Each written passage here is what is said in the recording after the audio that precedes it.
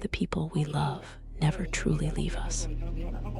What if their memories, their very essence, could be reborn? In the quiet town of Hexham, England, a family tragedy would spark one of the most compelling and chilling cases of alleged reincarnation ever documented. A mystery that continues to baffle scientists and paranormal enthusiasts alike. This isn't just a story. It's a profound question mark etched into the fabric of reality. In May 1957, a horrific car accident claimed the lives of two sisters, 11-year-old Joanna and 6-year-old Jacqueline Pollock. Their parents, John and Florence, were devastated.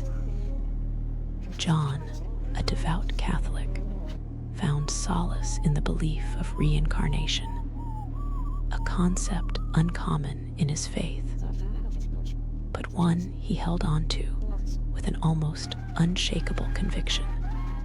He even prayed for his daughters to return to them. Just over a year later, Florence gave birth to twin girls, Jillian and Jennifer. From the moment they arrived, something felt different. Not just the joy of new life, but an uncanny familiarity. The twins weren't identical, yet Jennifer had the same distinctive birthmark on her forehead as Jacqueline, and another on her hip where Jacqueline had once had a scar. Jillian had a birthmark in the crease of her knee, just like Joanna. These were the first unsettling coincidences, dismissed by some, but deeply felt by the grieving parents. As the twins grew, their behaviors became increasingly eerie. Before they could even properly speak, they would sometimes point to places they'd never been and describe them with strange accuracy. They demanded toys that had belonged to their deceased sisters, toys they should have known nothing about, even naming them correctly. Imagine being a parent, holding these new children, only for them to ask for a toy car called Wagon that belonged to a daughter who was no longer with you. It was chilling. Then came the memories, vivid and unnerving.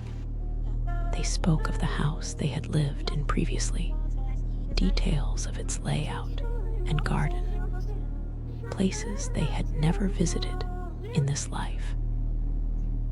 They recalled events from Joanna and Jacqueline's lives, often describing them in the first person, as if they had experienced them themselves. Jillian, the older twin, would often try to look after Jennifer, mimicking Joanna's protective nature towards her younger sister. One day, the girls were playing, and Jennifer began screaming, pointing at an imaginary car and crying, "The car, it's coming for us." Jillian would comfort her, saying, "Don't worry, Jennifer. It's just the car. We're safe now." This wasn't just play. It was a reenactment of the very accident that took their older sisters' lives. A horrifying scene witnessed by no one but Joanna and Jacqueline themselves. They exhibited a profound, almost phobic fear of cars, especially when one approached too quickly, clutching their parents in terror. A fear that slowly diminished as they aged. John and Florence couldn't deny it any longer. Their daughters had returned.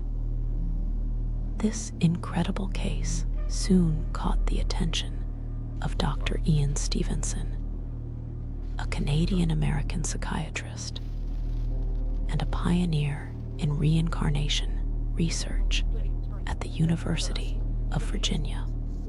Stevenson was known for his rigorous, methodical approach, investigating thousands of alleged cases of past life memories in children around the world. He didn't just take parents' words at face value. He looked for verifiable details. For the Pollock twins, Stevenson conducted extensive interviews with the family and others who knew the deceased sisters, documenting every claim, every memory, every behavior. He noted the girls' uncanny resemblance to their older siblings, their shared phobias, and their detailed, accurate recollections of specific events and objects from Joanna and Jacqueline's lives that they had no normal way of knowing.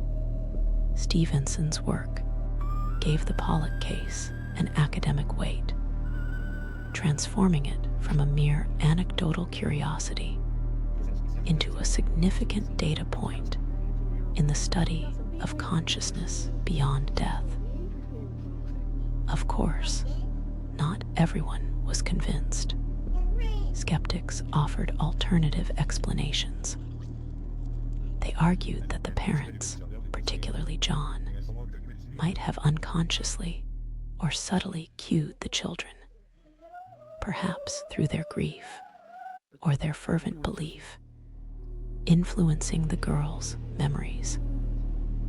This is known as cryptomnesia, where forgotten information is mistakenly recalled as a new memory. They suggest that perhaps the girls overheard conversations, saw old photographs, or picked up on emotional cues, piecing together the narrative in their young, impressionable minds. It's a valid point, yet the sheer volume and specificity of the memories, especially those that seemed to replicate the trauma of the accident, proved difficult for many to fully dismiss with simple psychological explanations. The case, even in recent discussions, still sparks debate about the limits of coincidence and the power of suggestion versus something more profound. As the Pollock twins entered their teenage years, these vivid memories gradually began to fade, a common pattern in many of Stevenson's cases. They grew into their own distinct personalities, eventually living normal adult lives, marrying, and having children. Yet, the story of Gillian and Jennifer Pollock continues to be a cornerstone in the ongoing debate about reincarnation. Cited by proponents as compelling evidence and scrutinized by skeptics as a powerful example of familial influence and wishful thinking. Was it a miracle, a profound spiritual return, or simply a series of astonishing coincidences amplified by a grieving family's desperate hope? The truth, perhaps, lies somewhere beyond our current understanding, a testament to the enduring mysteries of the human mind and the potential for something more after life's final breath.